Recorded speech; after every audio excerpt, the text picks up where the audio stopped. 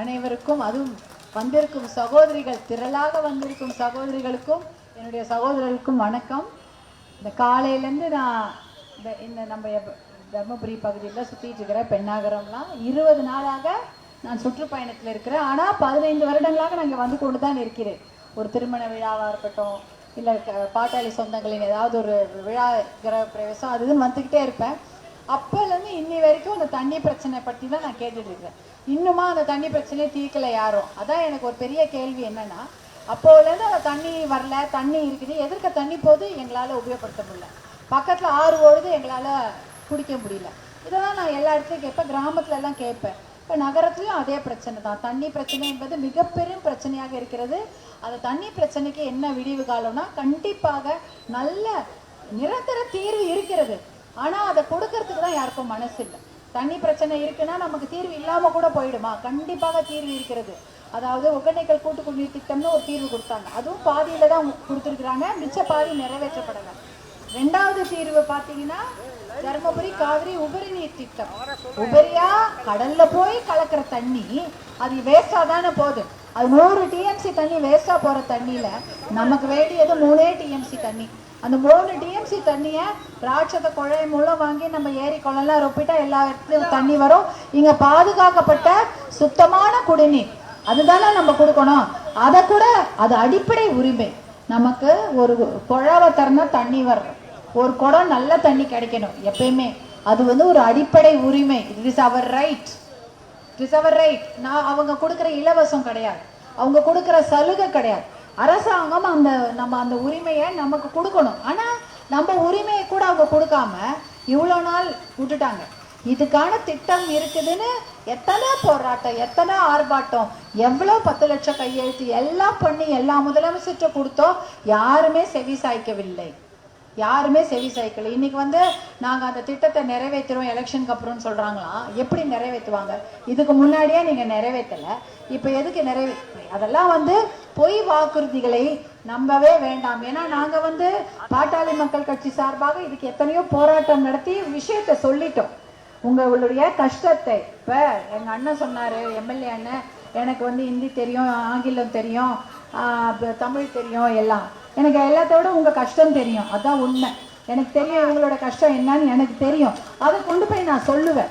எங்கே சொல்லணுமோ அங்கே சொல்லுவேன். சென்னையாக இருக்கட்டும், இல்லை பாராளுமன்றமாக இருக்கட்டும், டெல்லியாக இருக்கட்டும், பிரதமர் ஆஃபீஸாக இருக்கட்டும். மாண்புமிகு பாரத பிரதமர் தாயுள்ளம் கொண்டவர். கண்டிப்பாக அவரே நமக்கு இந்த விஷயத்துக்கு ஏதாவது நல்ல முடிவு கொடுப்பார். அதை நான் சொல்லாமல் இருக்க மாட்டேன். எனக்கு நீங்கள் வாய்ப்பு கொடுங்க. மாம்பழச்சனத்தில் வாக்களித்து என்னை வெற்றி பெற செய்தீர்கள் என்றால் கண்டிப்பாக இதை கொண்டு போய் நாடாளுமன்றத்திலும் நான் பேசுவேன். அதை கொண்டு போய் பிரதமர் ஐயா அவருடைய அலுவலகத்திலும் கொண்டு போய் சொல்லுவேன். ஏன்னா இதற்கான ஒரு நிரந்தர தீர்வு இருக்கும்போது அது கொடுக்காம இருக்காங்க, மனசு வரல. அடுத்ததாக வேலை வாய்ப்பு. சிப்காட் இங்கே அமைய இருக்கிறது. அதற்கு கூட சட்டமன்ற உறுப்பினர்கள்லாம் எல்லாம் சண்டையை போட்டு தான் சிப்காட் வருது.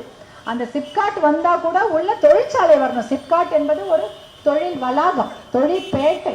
அதற்குள்ள தொழிற்சாலை அமையணும்னா அதுக்கும் தண்ணி வேணும். தண்ணி இல்லைன்னா தொழிற்சாலை வைக்க மாட்டாங்க. ஏன்னா ஒரு சட்டை துணி உற்பத்தி செய்யணும்னா கூட அவங்க தண்ணி கேட்பாங்க. இதுக்கு 20 லிட்டர் தண்ணி வேணும், ஒரு 1000 லிட்டர் தண்ணி வேணும். ஒரு தொழிற்சாலை வைத்தால் அதற்கு அவ்வளோ லிட்டர் தண்ணி தேவைப்படும்.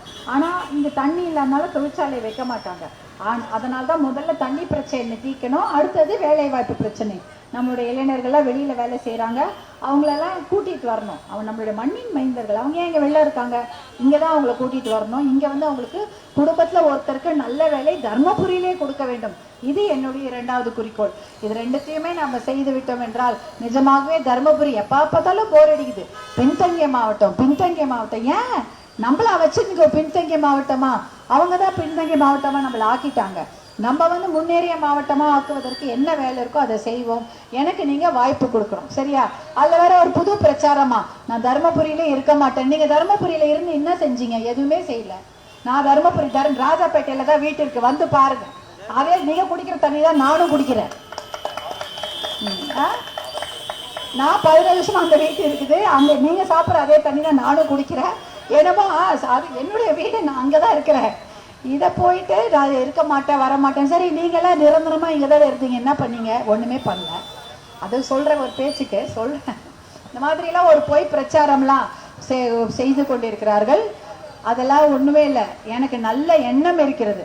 உங்க கஷ்டம் எனக்கு தெரியும், அவங்களுக்கெல்லாம் தெரியாது. நான் கண்டிப்பாக இந்த விஷயத்தை எடுத்து செல்வேன், போராடுவேன், கடுமையாக உழைப்பேன், உண்மையாக இருப்பேன் உங்களுக்காக. உங்க குரல நான் எங்க வேணாலும் போய் பேசுவேன். அதனால மாம்பழ சின்னத்துக்கு நீங்க வாக்களித்து எனக்கு ஒரு வாய்ப்பு கொடுங்க. கண்டிப்பாக உங்க பிரச்சனையை கொண்டு போய் பேசி அதற்கு தீர்வு எடுப்பதற்கு எல்லா முயற்சியும் நான் எடுப்பேன். சும்மா பேசிட்டு போறதில்ல, பொய் வாக்குறுதி கொடுக்கறதுலாம் எனக்கு தெரியாது, உண்மையதான் சொல்லுவோம். நீங்க பார்த்திருப்பீங்க, நீங்க கேட்காமலே நல்ல நல்ல திட்டங்களை கொடுத்தது தான் மாம்பழ சின்னம். 108 ஆம்புலன்ஸ் வேணும்னு யாராவது கேட்டீங்களா? எங்கன்னா யாருமே கேட்கல. ஒரு மனு போட்டிருப்பீங்களா? ஒரு சாலை மறியல் செஞ்சிருப்பீங்களா? கலெக்டர் கிட்ட கொடுத்துருப்பீங்களா? இல்ல.